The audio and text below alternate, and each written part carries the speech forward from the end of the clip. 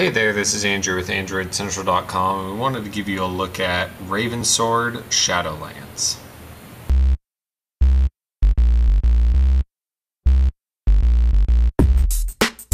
Ravensword Shadowlands is a follow-up to the original Ravensword RPG, Ravensword the Fallen King, and again, it has been made specifically as a Tegra Zone game. We have it playing here on the Nexus 7, which is a Tegra 3 device, and it's a kind of medieval RPG game where you take on a single character and play it through the entire game, leveling it up along the way, going through battles, completing different missions, and just generally evolving the storyline as you see fit.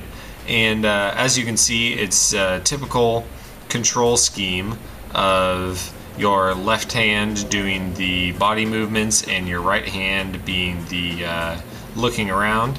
And you get a couple buttons here on the interface. You get an attack button, which pulls out your weapon and attacks, but you can also long press to defend. And then you get a jump button as well, which when you're sliding from side to side turns into a rolling dodge button. You also get a nice first-person view button and a map overlay heads-up display when you tap the compass up top. As you would expect from any other RPG game, you get a full backpack with all of your different items in it. So we have our certain items that are equipped here, and we also have other things in our inventory, some food and drink and things of that sort. You can sort them down by all weapons, armor, and other. And then you can also go in and view your stats, view your different talents, look at quests that you have going on, and get a full view of the map as well. And it all runs extremely smoothly and is very beautiful, as you would expect for recent Tegra games. And so, in typical RPG fashion also, you can converse and interact with other people.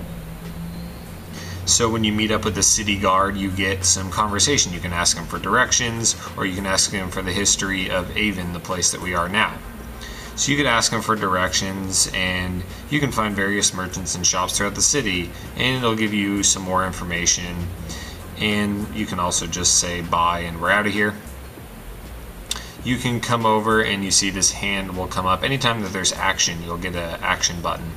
So you can go in here, you can meet with different people like the blacksmith here, and you can buy different weapons and go through all of this stuff. And of course, in typical RPG fashion, it's kind of you start out very lowly with just a sword and a couple of pieces of gear and a little bit of gold. You move on to gain more gold, get some new things, you fight the correct battles, and all of the sort. So the game performs extremely well, and you get a really good feel for it right off the start when you're kind of put through a mission kind of on rails to get the handle of the game.